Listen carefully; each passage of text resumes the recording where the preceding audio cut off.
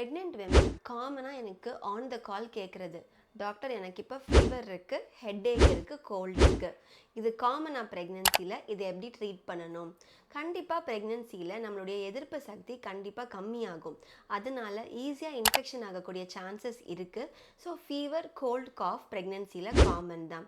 கண்டிப்பாக பேனிக் ஆக வேண்டாம்.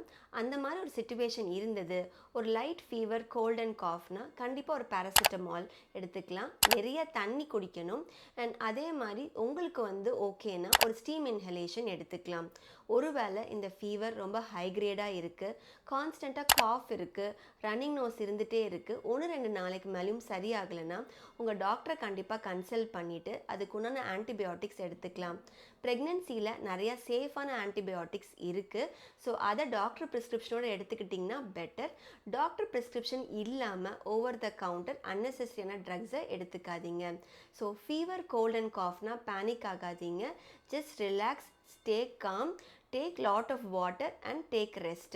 Most of the times இதிலே உங்களுக்கு இது சரியாயிடும்.